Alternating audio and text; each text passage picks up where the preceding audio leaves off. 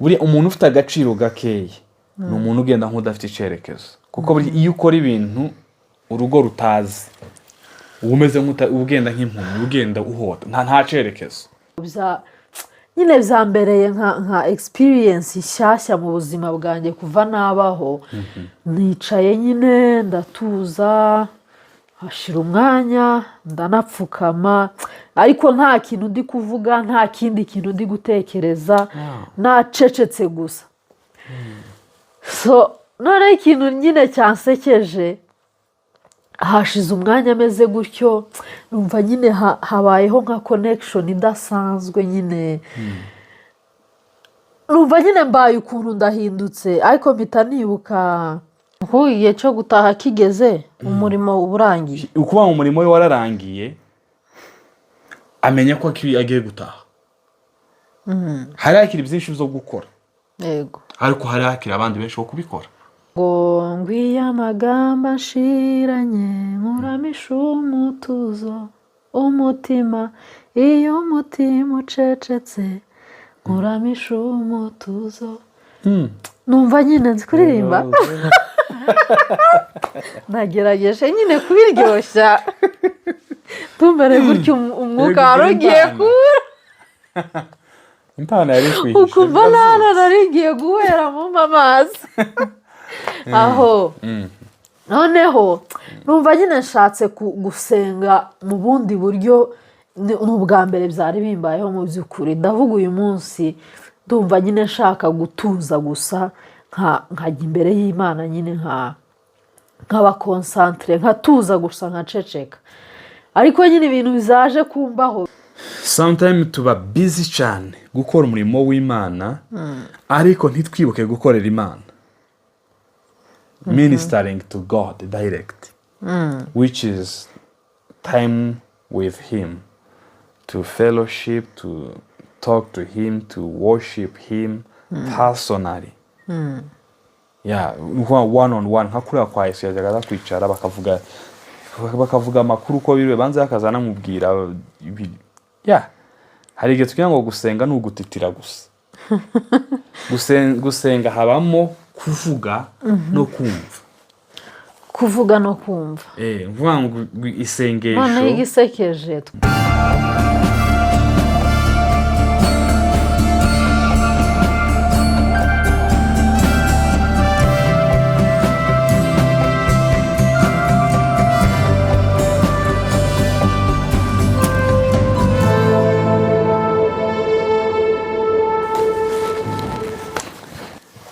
yambu cyane inshuti bakunzi babaho TV tubahaye yambu cyane n'ikaze mu kiganiro cy'uyu munsi tubifuriza umugisha n'amahoro y'Imana muzo murimo byose muzo mubikora byose aho muherereye hose tubabaza ngo mumeze mute twe tumeze neza turi amahoro turashima Imana Uwiteka akomeje kuturinda nk'uko muyibona nyine barayibona gute iyo ataturinda twari kuba turi hano turi hano kubera ko yaturinze so turagarutse mu biganiro byacu bimwe washazavuga ngo niba ari ibiganiro ngo bimeze gute hari umuntu waduhamagaye ejo bundi turanamusuhuje turagusuhuje cyane turakuramukisha twahaye yambu ese kankubaza yambu ni ijambo rituruka kuki cyangwa risobanuye iki mu magambo magufi mu magambo magufi ni nk'uko muvuga ngo turagutahije ayiwe ntinuvuga ngo turagutahije umutashye ayiwe intashyo yambu ni nk'intashyo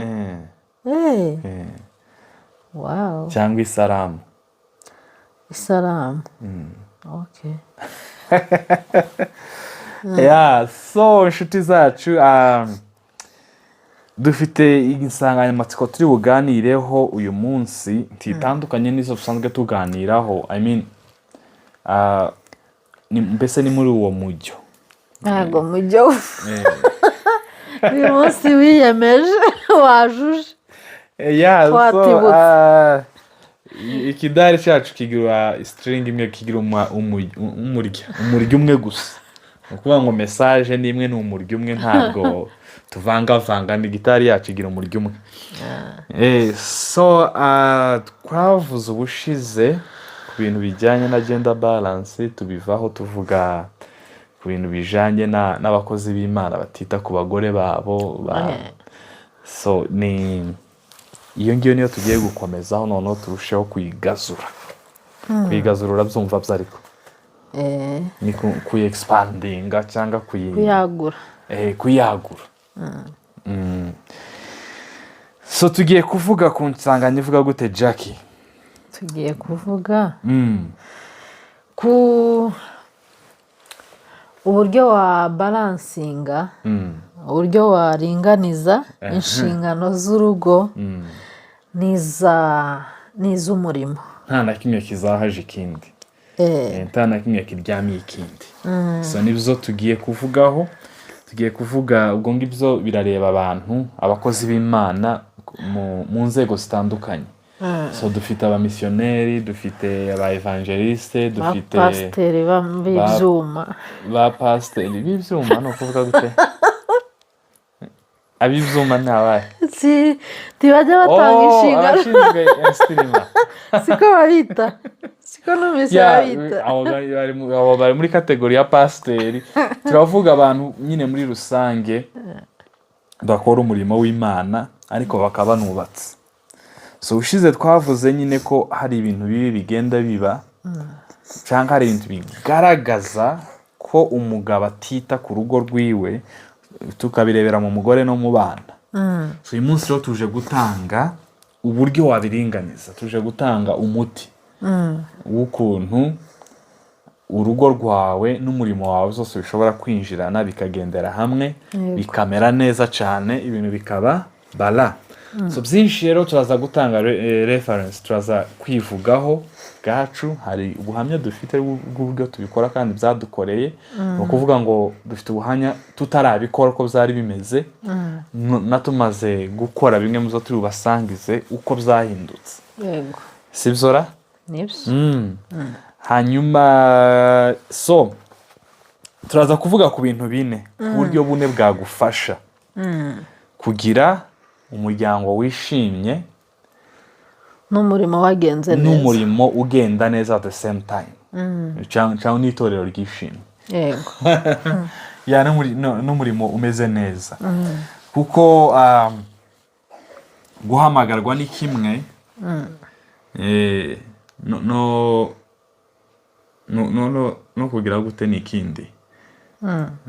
Kurushinga muri no kugira urugo n'inshingano, no kubaka ni ikindi. Rega mba mpanze, umaze gukura. So kandi urumva byose birakorwa n'umuntu umwe mu gihe kimwe. So bivuze ngo bigomba gusaba ico yavuze kuringaniza inshingano, nta na kimwe kibangamiye ikindi, nta na kimwe kandi kibaye icitwazo, kibaye urwitwazo rw'ikindi gupfa. Yego. Ni ukuvuga ngo ntiwitwaze umurimo ngo urugo ruzahare, cyangwa ngo witwaze urugo umurimo upfapfane. Yego. So mu ncamake y'iyi video turi gukora cyangwa iki kiganiro, tugiye kurebera hamwe uburyo bwafasha abantu gukemura ibintu nk'ibyo by'amakimbirane, cyangwa byafasha umukozi w'Imana kuba yabasha gukora umurimo neza, agacunga n'urugo rwiwe neza. So muri ibyo bintu bine rero turi buvugeho byagufasha kugira umuryango wishimye no kugira umurimo umeze neza. Icya mbere ni ukumenya gushyiraho imipaka. Gushyiraho imipaka, wenda mu magambo magufi tugiye kuvugaho, ni uburyo bwo kumenya kuvuga oya ku mirimo imwe n'imwe y'itorero mu gihe umuryango wawe ugukeneye cyane. Ndabisubiramo. Ni uburyo bwo kumenya kuvuga oya ku mirimo imwe n'imwe cyangwa ku nshingano zimwe na zimwe z'itorero mu gihe urugo rwawe rugukeneye cyane. Yego. wenda gatoya ndavuga ubuhamya uyu wacu nawe ntashaka kuba ntabwo azi ariko nta n'ubwo azi ntabyo azi sinari ntarabimubwira kandi byabaye kera nanjye mfite amatsiko nk'ay'abadukurikiye bafite so twakoze ubukwe muri 2021 mu kwezi kwa kabiri ku minsi 13 bikaba ico gihe hari mu gihe ca covid of course so igihe ca covid nibwo twakoze ivugabutumwa cyane kurusha ubu nyine so ico gihe twari dufite team kugira ngo iyo team yaje mu kwa mbere dukora missions ahantu hatandukanye mu Masayini izo side za Magadi hehe na hehe na aho ngaho within Rongai so iyi ngarimwe mbere y'ubukwe nyine njenja muzo gutegura ubukwe nibwo n'uwacu yaje n'abavyeyi n'abandi tugutegura ubukwe buba kuri iyo minsi ari ni posho mu minsi 10 ariko wa gatandatu giye gusemura hari ni posho ku minsi 13 hari ku wa gatandatu ku itariki 13 13 kuravuga ngo 16 ku minsi 13 ubwo urumva dusimze n'iyinga kudasemura aho ngaho dusimbutse ku cyumweru so nakazirimo turasimze ese gusimba bagiye no gusimbiza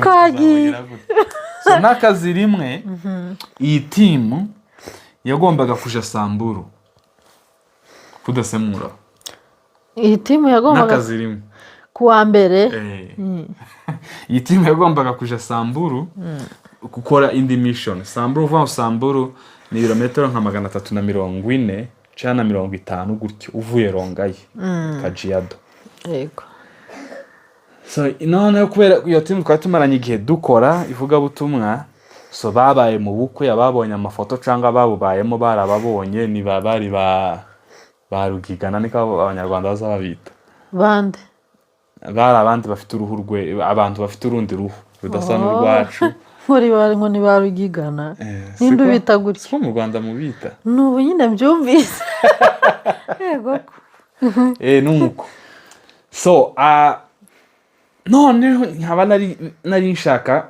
ko tujana nabo cyore wango twakoze ubukwe n'iposho twasinze n'iyinga nakazirimi kuwa mbere narindi ready ko twurira imodoka tukagenda izo kilometero zose tukamara iminsi 8 ariko bari no kugenda abavyeyi bari bagihari so ngo mbikozeho nyine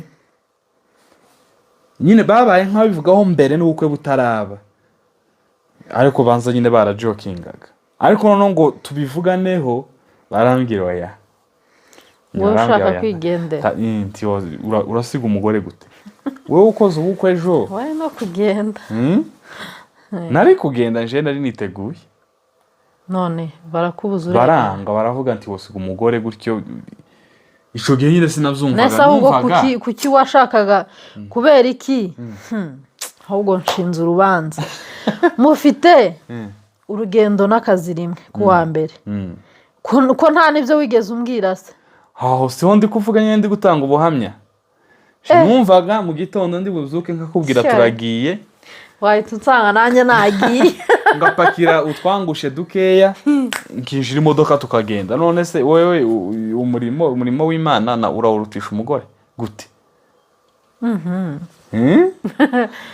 zari kuba bibi so ariko barambuza ico gihe nyine numvishije bitanye ngombwa ko bambuza ariko njya mbashimira ku mutima ko bambujije kuko ndabizi n'uyu munsi ari kuba kigendana ico kintu kugusiga ahantu uri umushitsi mubisi mu gihugu gisho utazi igiswahili kitaraza nta giswahili uri kumwe noneho na basobukwe na banyoko bukwe baraho hafi wenda hari n'abaramuwaye bazamo bamwe na bamwe kumenyana n'abaramuwaye akenshi ntiwo bamenya mukiri muri fiançailles ntimumenyana cyane uraho ngaho noneho Nairobi ni hahandi uba mu pilote muri famille nka 40 muri etage muri compound imwe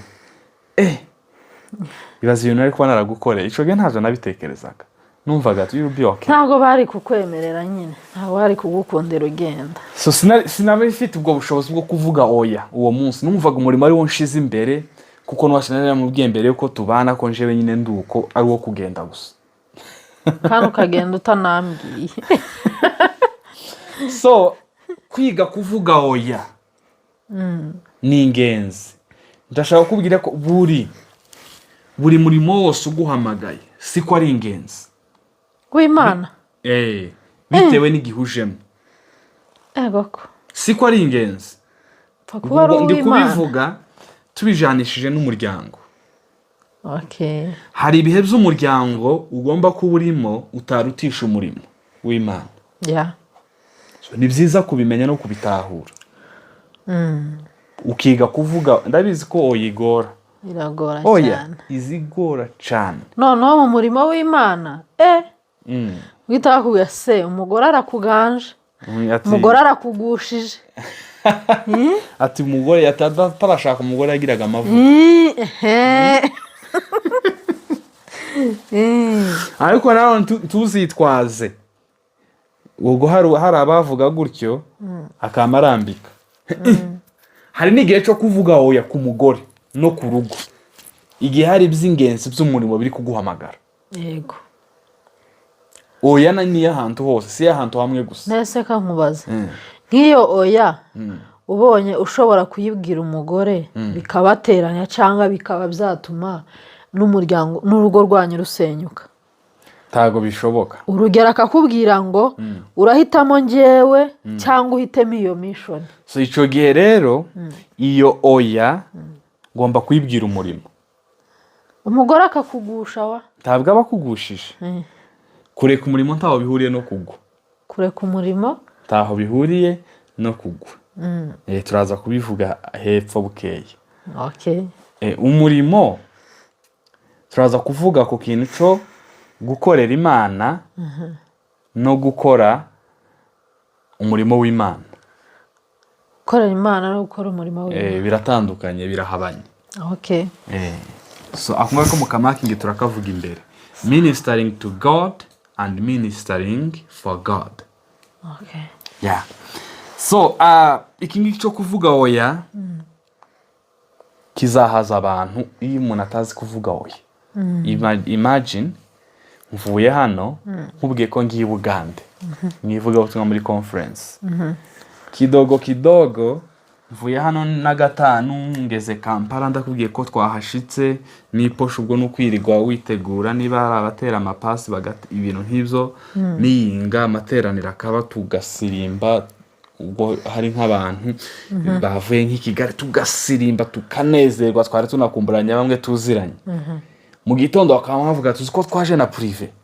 kandi akabiri noneho akabiri Ikigali kararyoshe amaniroha muri ya modoka nguwo uko gasi ndanakubwira urabonaga navuye hano nta line y'Ibugande nta network twari twavuganye gusa ko ninza kuvuga ngo network ni ukuvuga ndi kuri wifi na aho ncumbitse cyangwa niki nkabona nta buryo bwo kugira gute bwo kumbwira nkinjira imodoka ejo sinzi ukuntu uri mu nzu hano ukavuga ari kushire kuri TV reba kabiri ukamumbona ndi Kigali nako ukabona bari kwiyegereza abashitsi ba Nairobi ugategereza ari ukabona nije uhagurutse nagira ngo none bagushitse kwera gusa ko nananiwe kuvuga oya sintura aho ngaho twahagera twamadusanga biratumiye abantu b'i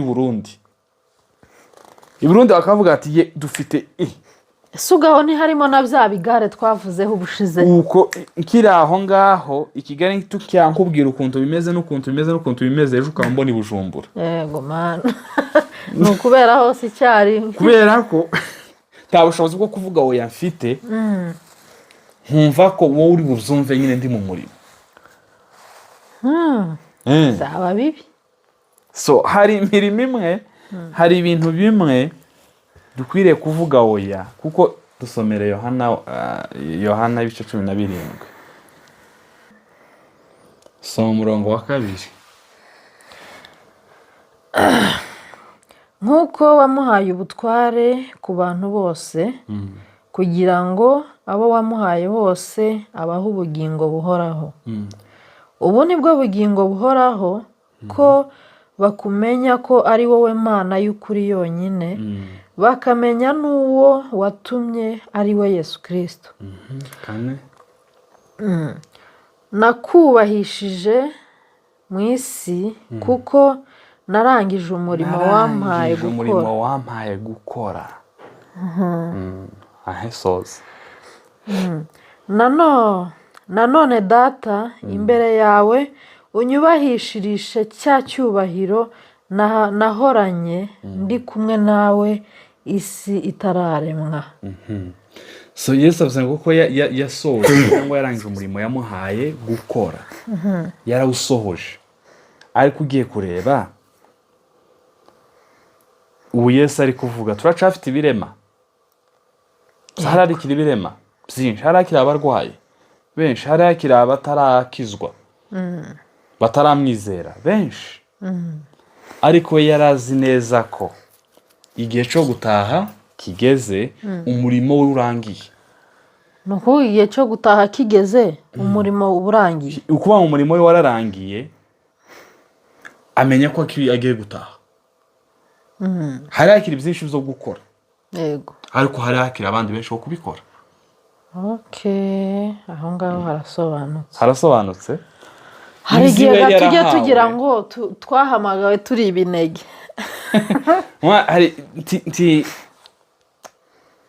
Imana ntabwo yishimira ko nkora umurimo wayo mu rugo bari kumvumira ku gahera ntarengana. Hari abagore nabo badashobotse rimwe na rimwe, ariko akenshi hari igihe bituruka ku mugabo wirengagije urugo kubw'umurimo. Akumva agomba kuja aho bamuhamagaye hose, kuko buriya amajwi yose ahamagara abantu kugenda hari atabara y'Imana. Ariko wibuke ko muri iyi minsi hariho abajya muri uwo murimo, hariho abahamagarwa gutyo, ari naho babona umugati wo kuzana ku meza. None azahakana ari akazi. None navuga oya, abo byazabaye ibindi byazabaye byashara. Wabaye bivuze ngo hari aho utazoja kubera ko utari bwishurwe. Urumvaga kandi ugiye kugifatisha umugore ukamubwira ati se ndareka kugenda inzu urayishura iki gitunda c'abandi cyane. Ariko sibyo. Ubutumwa bwiza ntibugurishwa, ntazashara birimo. Yego. Ubutumwa bwiza ntibugurishwa. Bivuze ngo rero ugiye gukunda umurimo kubera inyungu, kubera indamu. So ibyo sibyo. Niba umuntu ari gukora ubutumwa ari cagamije, ubwo si ubutumwa bwiza. Kuko ubutumwa bwiza ntibucuruzwa, ntibugurishwa, si ibicuruzwa. So aho twari tuvuze kugushyiraho imipaka, kumenya gushyiraho imipaka, kumenya kuvuga oya igihe biri ngombwa. So icya kabiri ni uguhuza intego nk'abantu babana. So ubu ni uburyo wowe n'uwo mwashakanye mufatanya umurimo, mufatanya vision, mufatanya icyerekezo. Kubera ko tubaye tudahuje intego ntidushobora guhuza n'ibyerekezo. Tubaye tudahuje intego kumvikana biragoye. Yego. So n'igihe cyose nsohotse mu nzu hazaba impamvu, hazaba discussion kubera ko tudahuje. Iwe karajije nje ko ndajiye. Ntaho mwahuje. Ibyo ndimo ntabishigikiye. So ibyo rero ni byiza ko habaho kuganira no guhuza intego kugira ngo inshingano zanje zibe izawe wewe. Yego. So ndibuka tuja kuza hano, mu by'ukuri sinabishakaga. Ntibyari bindimo, nubwo nije byaturutsemo ngo babimenye. Ariko niyo wabishizemo imbaraga, nubwo ntabishakaga nari nzi ko biri ngombwa konza, nta mahitamo nari mfite. ndarinzi ko biri ngombwa konza nubwo ntabishakaga. Uwacu noneho ngo abishake biranyorohera kurushaho kubinshiramo ngo tuzi, kuko nari ngiye kuba kandi ari we Yona. wabanje kubimbwira. Nari ngiye kuba Yona, je natekereje ko Yona atari afite umugore none. Cyangwa niba yaramufite bari bahuje intego yo kutumvira. So twabaye Nairobi imyaka igera kuri 5, dukora ibintu bigiye bitandukanye. Harimo discipleship, harimo missions. Uvuga ngo hari abasore twarayizinze bagera ku rwego nyine rwo gukora nk'ibyo nkora. So ngo ndebe ahantu turi mu ikanisa twese, kuvuga intego nabazaniye baje baturutse kure, by the way tubana nabo mu nzu, turabadisciplininga bageraho babaye abagabo bafata inzu zabo, ariko tuguma kubana mu ikanisa ngikora bya bindi. So none mbona ibo baraje baricara ntibagenda, ngo mbibone gutyo ndavuga ati rero ubwo batagiye nje ngomba kugenda.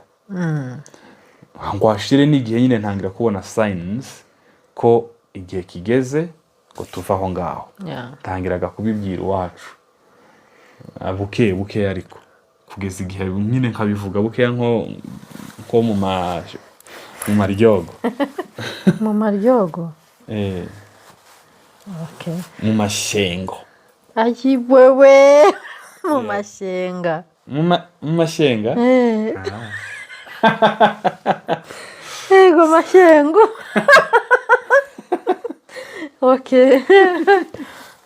Nuko ku buryo nabyukaga nkagenda gusa shakisha, ngenda nsenga nshakisha mvuga ngo turashaka. Ubu ngubu iyo turi nko hafi kuva ahantu sigaye mbyiyumvamo.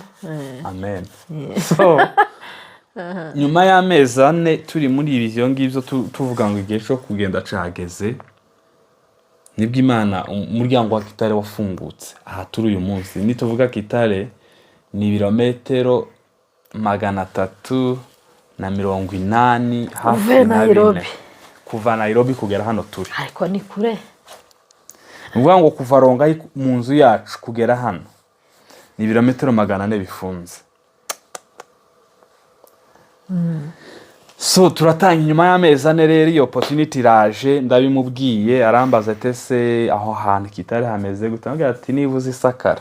Uzi ko najyaga ngenda kuri YouTube nkareba nkavuga ngo urugendo rwo kuva Nairobi ugenda Kitale, haba hariho abantu nyine bagiye bafata ayo mavideo akagenda yifata urugendo rwose kuva Nairobi mpaka Kitale. Umva nkareba uyu muhanda wose, nkareba icyaro we. So nkamubwira gutyo Isakara abantu batuye Ingoma turabaramukije niba twumvishe Ingoma cyangwa barahabaye. Isakara urahazi, hakurya ni hagati y'Umusamvu n'Irukira. So abantu barurama turabaramukije. So ariko nyine nayumbwiraga gutyo kugira ngo aje. Ese urya wabikoraga ubizi? Nabikoraga mbizi kuko ubundi Kitale kuvuga ukuntu yahambwiye numvaga nyine ari ahantu hataba nyine cyaro giheka kiruta ibindi kimyate n'amaga. Ariko ni umujyi ushaka kuba uruta Rubavu ngira ngo. Rubavu Kitale town. Ariko ibyo byaramfashije kuko nabayeho mpafata nk'ahantu h'icyaro cya kindi cy'inyuma y'ibindi byose. Noneho ngo mpagere hambera nyine ubona nyine ni ahantu hari aho hambera Nairobi, hambera nka Florida ahubwo, ariko si Isakara. Nuko so ibyo rero muri icyo gihe twahuje intego yo kuza hano, aho ncitse intege, aho ntangiye kudawutinga cyangwa kuvuga gute iwe akanshiramo intege. Uvuga ngo na income twari dufite Nairobi, uvuga ngo kuza hano byari bigiye kuyimanura nka 40% ikavaho. Sara abantu bavuga ngo ubwo bagiye ngo ni opportunity ngo bagiye ni green pasture. kimwe mu bintu byacanze nyine abantu So byabaye we were losing. Yeah. twari tugiye kumanuka muri income kuko yari afite akazi yakoraga ahembwa buri kwezi. Nanje aho ku ikanisa twari turi nari mpafite akantu gatoya kameze nk'umushahara, just appreciation for the service. So ubwo kuhava nabwo nari ngiye kwibura kuko si ikanisa ryatwohereje hano. Yego. So kuba ngo bohereje umuntu ngo twari tuje gutangira ibintu bisha. So duhuza intego ndetse nashiramo imbaraga cyane. Ndibuka njewe nigeze kuririra mu modoka, wenda sukurira nk'agahinja, hari ukuntu ngira nk'ikiniga.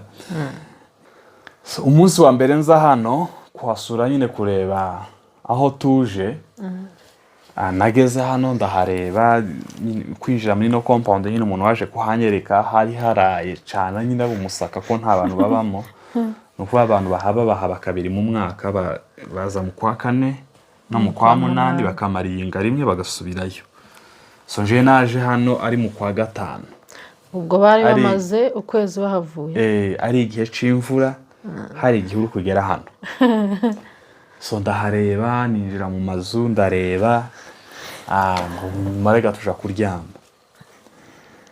Noneho bukiye mu gitondo ugomba gusubiraga Nairobi, turi mu modoka ngeze Eldoret, mfata telefone nja kuri Google Map, shiramo nyine kugira ngo ndebe distance isigaye kugira ngo tugere Nairobi. Noneho hari ukuntu yishizemo Google Map ushaka umujyi cyangwa ahantu runaka bakwereka amafoto. Noneho ndareba ariko ngo nkubite gutya nyine munsi ahagana hepfo mbona amafoto ya Nairobi, amafoto barafotoye nyine meza yo niba ari ukwamamaza niba ari iki y'umujyi yo kuhagaragaza nyine. Ngomba kubita amaso numva umutima urakubise. Ibaza ukuntu uvuye mu mujyi. Aho gese ngiye kuva aha Nairobi umujyi umeze gutya ije muri kiriya kime. Ngiye kuva mu abantu basobanutse gutya bari civilize inje muri abangaba bacu nabonye hari icyaro kibisi. Sa numva birangonze. Ntabwo uzi njyewe aho narindi. Ngo washira akanya gato sinfunshiramo ekuteri, nshiramo icigisho. So kuva ico genda rindi kumva muri Genesis, nshiramo Genesis 13 na 14. Umuntu ari kwigisha ku buzima bwa Loti. Cyangwa bwa Loti. Ni Loti ni Loti. Bwa Loti. Avuga igihe c'itandukana ry'iyo na Aburahamu, ukuntu Loti we yagiye ngo atura mu marembo yerekeza i Sodoma, amarembo yerekeza i Sodoma cyangwa hafi y'i Sodoma. Ngo hashire kabiri mu gice ca 14 tubona ko Sodoma iterwa, abajanywe iminyago b'i Sodoma Loti yarabarimo. Bivuze ngo yagiye gutura hafi birangira agiye indani. Iyo usomye mu gice ca 19 ho dusanga Loti noneho byarageze aba umuyobozi w'i Sodoma. Marayika ngo aje kubazana igihe Sodoma ija kurimburwa na Gomora. Yaramutumye ngo nagenda azane abakobwa be n'ingo zabo aho bashatswe kugira ngo nabo babarokore babafashe. Banga kuza kuko bomotanye n'umujyi. Yego. Babaye corrupted. Ngo bahave n'abakobwa babiri n'umugore, ubwo abandi banze. Ngo bagere mu nzira umugore umutima wari ukiri Sodoma. Umugore wa Loti. Yego. Mvuga ngo Bibiliya ivuga ngo yarahindukiye areba Sodoma ariko ntikwarukoye yaragiye asubirayo. Kuvuga ngo ari mu nzira asubira Sodoma. Umugore yaravuze ati uyu mujyi kuko yabaye attached n'umujyi.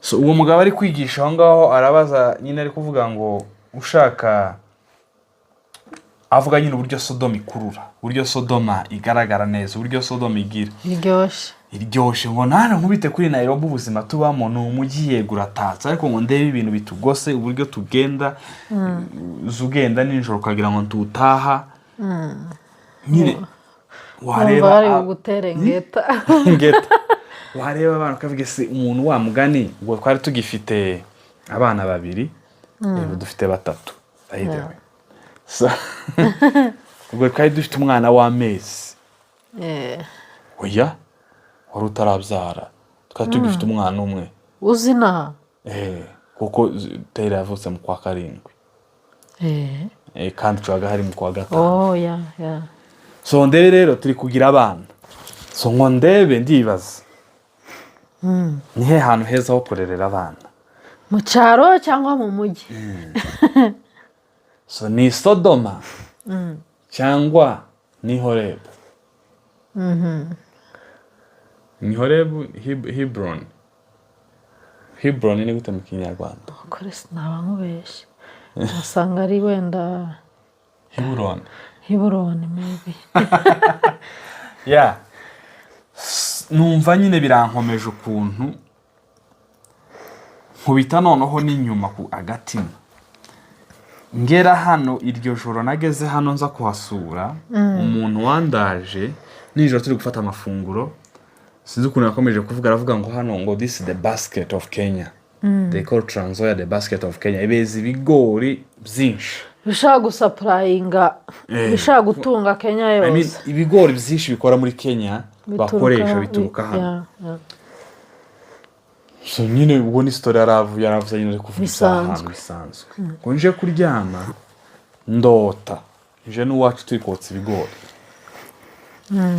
ariko sinabyitaho kandi turi hafi kubyotsa icyo gihe rero ndi mu modoka maze kumva ubwo butumwa narindi kuririra umujyi ngo nkubite no kuzo naraye ndose mpita mbona turi hano niba turi kotsa ibigori bivuze ngo tugomba kuba turi hano mpita ntaha nakomeye by the way umbwira iyo nkuru y'ibyo wumvishe muri Genesis nyine nahise mfotora ubuzima bwa Nairobi ukuntu nyine ari Sodom ukuntu muba mutuye muri compound muri imiryango irenga 15 imiryango ifite imico itandukanye abana bawe birirwa bakinana n'abandi batandukanye babona abantu batandukanye ndibuka hariho abana babaga hariya hejuru b'abakobwa babiri ariko nyine wabareba ukabona bombi si abakobwa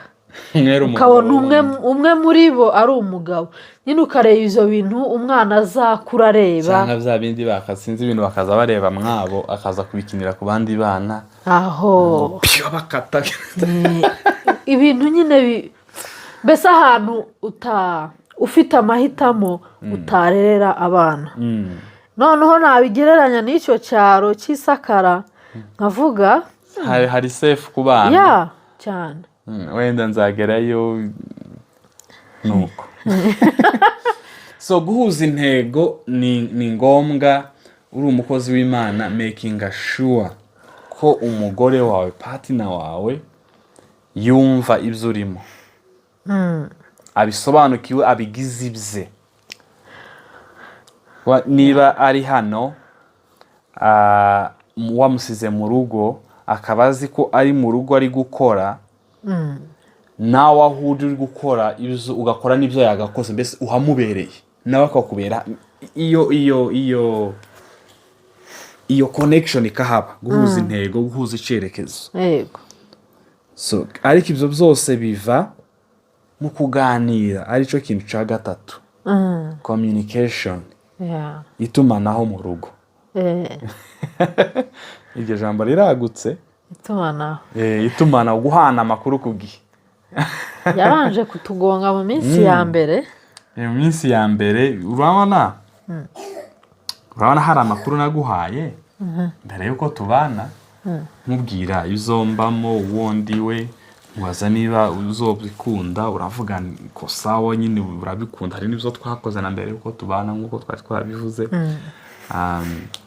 nyine by'umurimo yego ubwo rero numvaga naraguhaye amakuru kuko mu busanzwe ndi umuntu ukuye kuri kamera ugira amagambo make yani kamera zimvugisha nayo kugira ngo ikuvugishe yabyagora niba kubona hano ubwo bajya nikoranije nivugira ingingo z'ingenzi kandi izo bintu biramvuna mu buzima busanzwe mvuga ingingo z'ingenzi singira details nanjye nkakunda detaye none uko tuzagira gute kundi nyine Imana izogumiha nta umutima kundi nyabaki frere yaciye umugani sinari narabikubwiye nyine nkumva bihagije ku buryo nyine niba nkubwiye ngo ngiye mu murimo nukura c'est tout ariko communication ifite uruhare runini mu gukomeza urugo n'umurimo cyane erega abantu batari kumwe nyine ikiguma kubahuza ni ukuvugana none waba uri nabandi Kitare ukaba uri Nairobi ahantu wagenze ibirometero 100 ngahe ntituvugana ubwo se tuba turi kumwe oya so ibi rero bihura na biga twari twavuzeho mbere byo kutavuga oya umuntu akagira kutavuga oya tamenye no gucommunicating noneho urwo ruba rurandutse birangiye tavuze oya so none ntanatanze amakuru kugihe avuga ati iyo nagiye gahunda zahindutse ejo nzajana naha kubera impamvu iyi none gunsengere uzi si ikintu abantu bitiranya rimwe na rimwe abantu abagabo batekereza ko kuba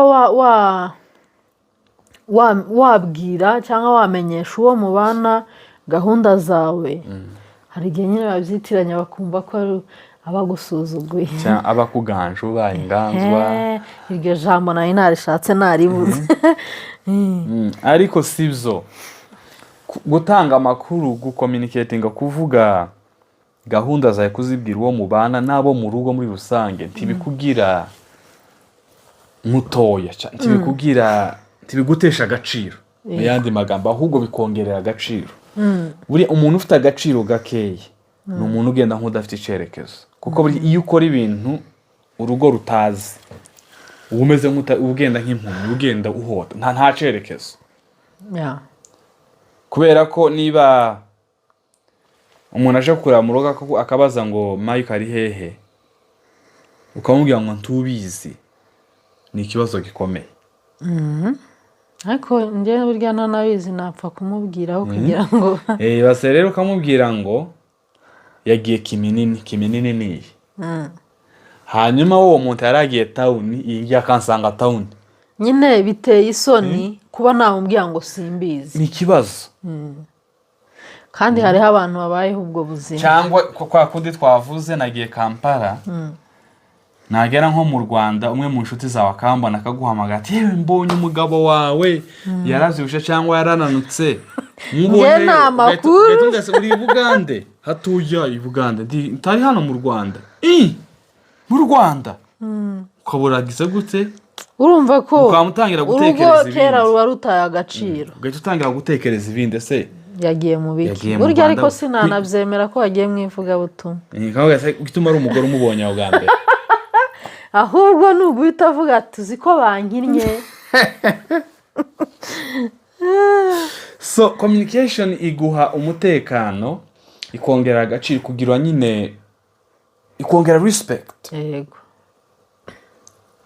twebwe tubikora amacuri ukumva umuntu ugomba kumubwira ibyo urimo naho ugiye so bikongera respect bikakongera accountability yego nta muntu waza amubwire ngo ibi nibi kandi azi ko wagiye aha naha uri kumwe na runaka yego ariko igihe abimbwiye nta kintu we wambwiye biroroshye kubyizera igihe uzamenyera ukuri ko bambesheye kera ibintu byabaye bibi icononekanye kiba cononekanye kandi kukigarura biragora so gutanga amakuru ni ingenzi ikindi bituma nyine uba accountable nkuko nari mbivuze iyo mbwiye iwacu ngo ejo nzakora iki niki aca biramotiva bimpa izo mbaraga zo kubikora kuko kumuha amakuru ni nko kumusezeranya cyangwa ni nko guhiga ikindi iyo wambwiye gahunda zawe ndanakwibutsa uranyibutsa ukantegurira yego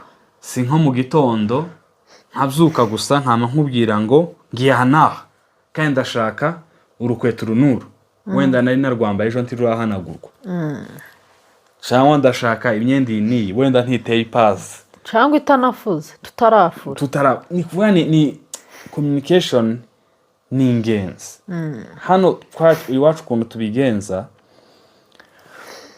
nk'urugero wenda notanga guhera uyu munsi turi ku minsi ingahe 18 19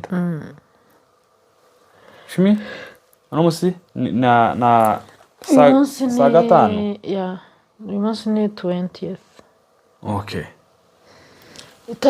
iminsi 20 kuvuga ngo guhera kuri uno munsi iminsi 20 kugeza mu kwezi kw'icumi gahunda zose zirapanze. keretse ikizazamo wenda keretse ikizazamo gitunguranye cyangwa nyine gutya ariko tuzi aho n'ibindi byapfuye kubera Ebola. yani hari ibindi byapfuye kubera Ebola. Gahunda twari dufite Buganda ariko zose already zari kugeza mu kwa karindwi ngo uku kwa gatandatu ndi hano iyinga rya mbere ry'ukwa karindwi nzaba ndi Nairobi iyinga rya kabiri tugaruke hano aho dukore ibyo dukora mu kwa munani ku minsi 15 dufite graduation. Abanyeshuri bacu bazagraduatinga by the way bamaze umwaka n'igice biga. So nyuma yaho ngaho mu yinga rikurikiyeho tuje Nairobi aho mu yinga rya mbere ry'ukwa 9 tuje mu Rwanda tumare y'ukwezi mu yinga rya mbere ry'ukwa 10 tugaruke hano. So duhite dutangira interview z'abanyeshuri basha mu kwa 11 tuzaba du kicking off another class. So izo gahunda zirapanze. Ariko umuntu ubaho nta gahunda uzuka atazi icyo agiye gukora n'aho ari buje. How do you survive even? Ni ibibazo. Muzubaka mute? Nzubaka bihanganye. So nukuba ikindi bidufasha iyo mu bwenge ejo nzakora iki. So by the end of tomorrow nyine uwo munsi nimugoroba ushobora no kwicara nk'ubwiye ati bya bindi twavuze nabasha gukora iki wenda byose nabikoze ndenzaho cyangwa hari bitashobotse nyine biramotiva. Biguha respect mu rugo nk'umuntu ugira gahunda bikigisha n'abandi kugira gahunda. Hari igihe tuhora abantu kutagira gahunda mu mago nyamara ugasanga ariko twabibye iyo mbuto cyane. Ugasanga umuntu afite abantu mu rugo batangiye kwitwara uko babonye cyangwa n'abana. Urabona abana bakura batureba. Ejo yatangira gusohoka atavuze iyo agiye ugatangira kubimuhora nyamara ari we yabibonye. So ibyo rero bituzana ku kintu ca kane aricyo ca nyuma birimo kugira ubusabane n'Imana. Ariho tuza kwereka kuri ca kine twavuze uracyacibuka kugira ubusabane n'Imana. Twari twabivuze iki ko turi buvuge hano hepfo? Twari twavuze ko twari wadusezeranije kuri butubwire serving. Ntabwo nakoresheje serving. Wakoresheje ministering. Umunyeshuri mwiza. Ministering for God and ministering to God. Yeah. So here we are talking of ministering to God. Aribwo busabane n'Imana. So nukugirana ubusabane n'Imana direct. So iyo nagiye mu ivugabutumwa ntabwo ndi mu busabane n'Imana. Iyo wagiye mu ivugabutumwa. Yeah. Ubu uri mu ki? Ndi mu murimo. Uri mu murimo. Ariko sindi mu busabane. Ndaguha ingero. Yesu Kristo iyo dusonye muri Gospels bivugwa ko dusoma kenshi amanywa yose yirirwaga akora umurimo uwamutumye. Zagera nijoro akaja gusabana n'uwamutumye. Yajyaga kugirana bwa busabane n'Imana buri person. Kure y'abantu, kure y'urusaku, kure y'inshingano, kure y'ibikimugani wa yandi. Ese buriya ibyo bintu biragoye. Kubera iki twisanga ari cyo kintu tudakora cyane? Nuko ari icy'ingenzi. Ibintu by'ingenzi byose biragora. Ibyoroshe gukora nibyo dukora. Uzabona nk'abantu dukunda agatutu na mikoro. Buriya agatutu karoroha cyane kurusha kuba umugaragu. agatuti karoroha noneho ko wanzimije ko wazimije. I mean kugaragara biroroshe kurusha kutagaragara. Ya ariko hariho abantu nzi bakunda kutagaragara kurusha kugaragara.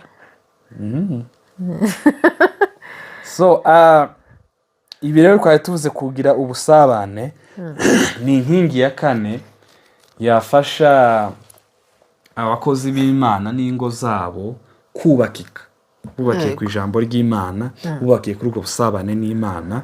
So ni ukugira umwanya uri apart, mbese wo kwiherera n'Imana. Wenda hari umwanya tutavuzeho hejuru wo kuvuga oya, kwanga inshingano. Twavuze uburyo dufite umunsi wacu nta kintu dukora, ntago twabivuze. ngo mwiyinga tugira nk'umunsi cyangwa umunsi n'igice.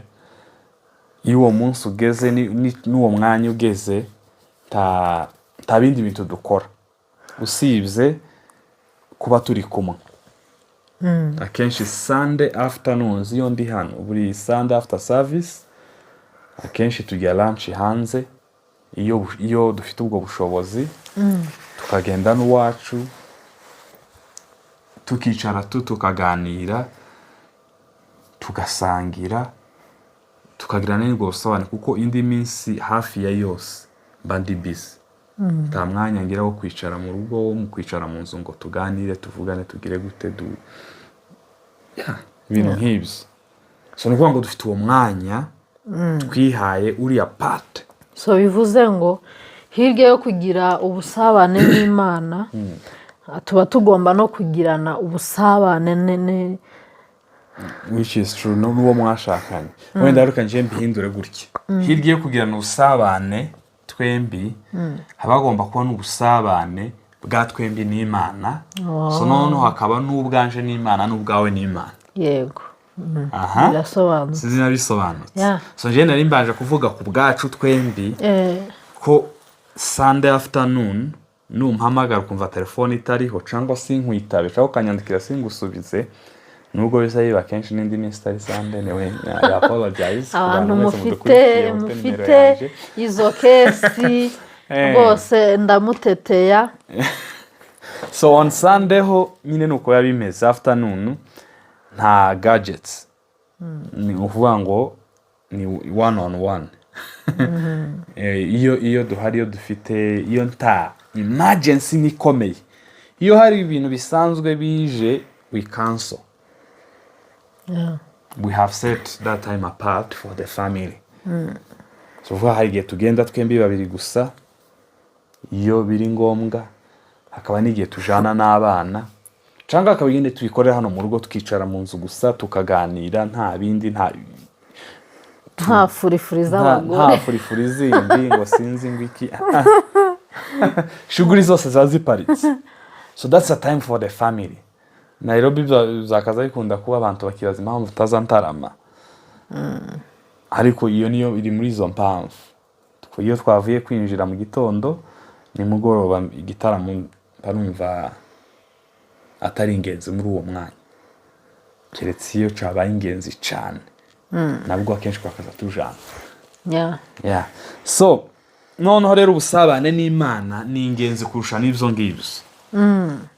Twari twavuze ko sometimes tuba busy cyane gukora umurimo w'Imana, ariko ntitwibuke gukorera Imana, ministering to God direct, which is time with Him, to fellowship, to talk to Him, to worship Him personally. One on one. Hakura kwa Yesu yajyaga kwicara bakavuga amakuru uko biriwe, banze yakazana mubwira. Hari igihe tugira ngo gusenga ni ugutitira gusa. Gusenga habamo kuvuga no kumva. Kuvuga no kumva. Mvuga ngo isengesho. None igisekeje twebwe akenshi turavuga gusa. Tutugira umwanya wo kumva. Ni ikibazo gikomeye. kuko iyo si communication goes two ways. You speak, I listen, then you listen as I speak. Ni conversation. So ni sengesho, ibundi sengesho ry'imbaraga ni iryo ngiryo. Si bya bindi tuza Mana turagushimiye, dushimye imbaraga zawe, uri gitangaza, gitaresha amahanga, uri hejuru y'amajuru, uturinda abanzi, ababisha n'abarozi, ni mu izina rya Yesu senze, amen. Ejo nkaza Mana school fees zashize, utureberera abana, ukingura imiryango y'ijuru, utumisheho imigisha yawe, kuko uri umugira neza kandi uri umunyabuntu, amen. Mana data yacu kizabarwa umwaka ugashira, ukaza ukavuga ukavangamo n'indi miyeshetole pelekeshetekere meto pepepepe, amen. Ukage nuko ukaza ugenda. So nta time haba yo guceceka ngo uturize imbere y'Imana nayivuge wumve. Amakuru tubwiye nyine mise mbihuza n'ibintu byabaye uyu munsi. Tagira inkuru. Noneho bigiye kuba nk'ubuhamyaga. Uyu munsi nyine tuba dufite prayers hano, twagiye nyine nari mfite iminota itari myinshi, umukobwa wanjye yaragiye gutaha, noneho ndagenda tugiye nyine gusenga, wa mwanya w'umuntu aba ari gusenga ku giti ciwe. Numva indirimbo injemo ivuga ngo ngwiye amagambo ashiranye, nkuramisha umutuzo umutima, iyo umutima ucecetse, nkuramisha umutuzo. Numva nyine nzi kuririmba. Nagerageje nyine kubiryoshya, tumere gutyo umwuka wari ugiye kubura. Impano yari kwihisha. Ukumva narigiye guheramo amazi. Aho noneho numva nyine nshatse gusenga mu bundi buryo, n'ubwa mbere byari bimbayeho mu by'ukuri. Ndavuga uyu munsi ndumva nyine nshaka gutuza gusa, nkajya imbere y'Imana nyine nkaba concentre, nkatuza gusa nkaceceka. Ariko nyine ibintu bizaje kumbaho nyine byambereye nka experience nshyashya mu buzima bwanjye kuva nabaho. Nicaye nyine ndatuza, hashira umwanya, ndanapfukama, ariko nta kintu ndi kuvuga, nta kindi kintu ndi gutekereza, nacecetse gusa. So none ikintu nyine cyansekeje, hashize umwanya ameze gutyo, numva nyine habayeho nka connection idasanzwe nyine. Numva nyine mbaye ukuntu ndahindutse, ariko mpita nibuka Daniyeli, hari igihe Imana yari imugendereye, ahinda umushitsi, anikubita hasi. Noneho nanjye sinzi ukuntu nyine niyumvise, numva nyine nk'umubiri ubaye ukuntu urahindutse. Noneho mpita mfatwa n'ikintu cy'igitwenge cyari kigarutse. Nyine ndaseka, mara nk'iminota nka 15 ndi guseka. Sinzi ngo nasetswaga n'iki, sinzi ngo n'iki cyari kibaye, ariko muri uwo mwanya ntuje gutyo.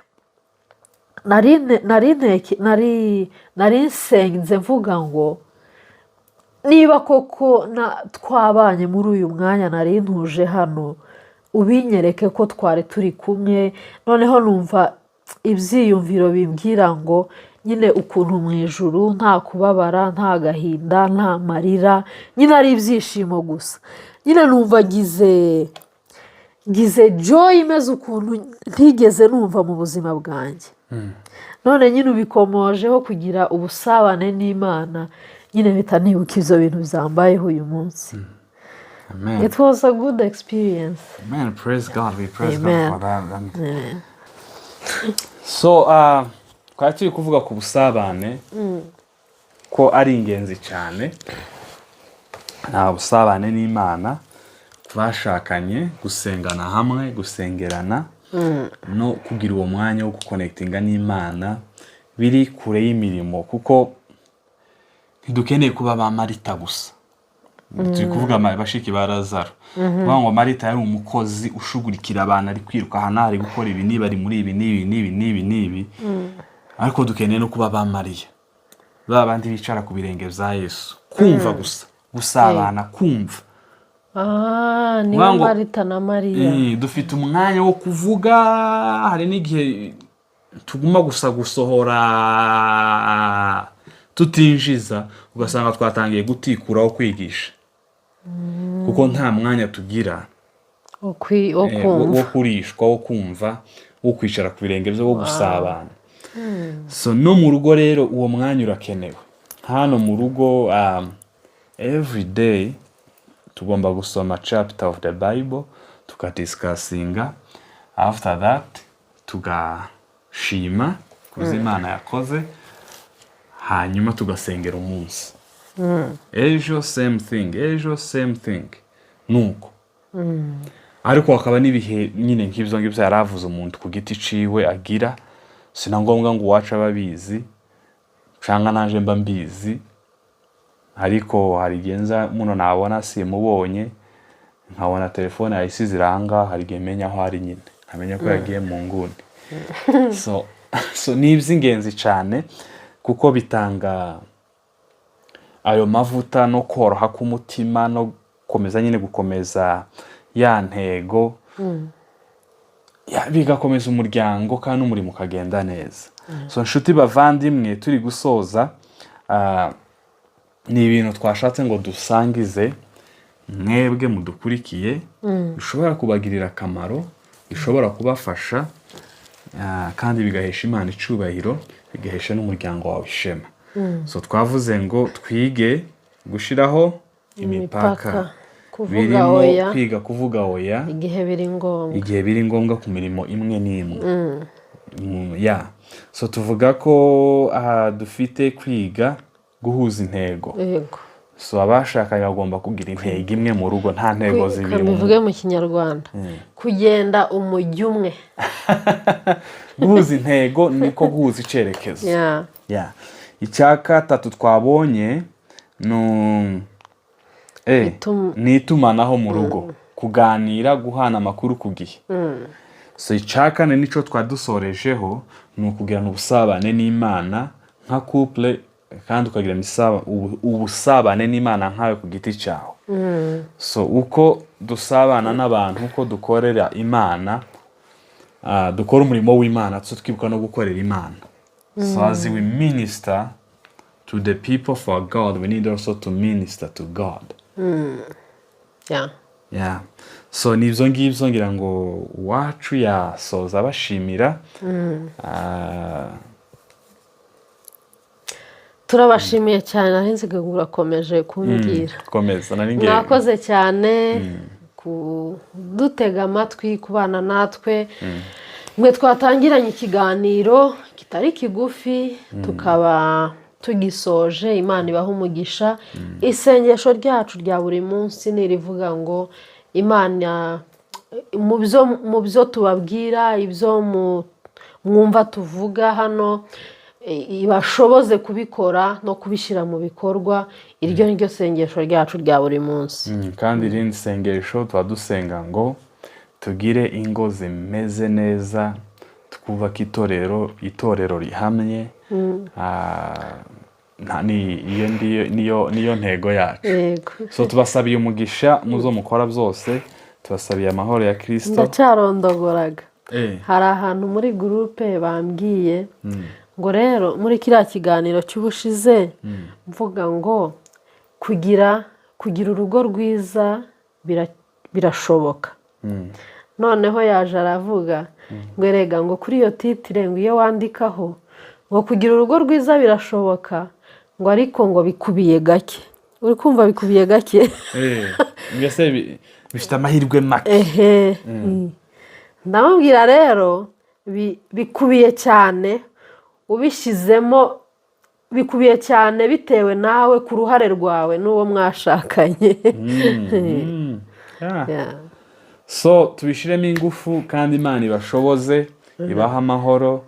Bari guca mu bihe bikomeye z'urushako, Imana bahe gutsinda kandi ibaha amahoro, ibahe urugo munezererewemo ruhesha icubahiro, namwe rubahesha umunezero. So Imana ibane namwe kandi ikomeze bagirire neza naho ubutaha. bayi bayi.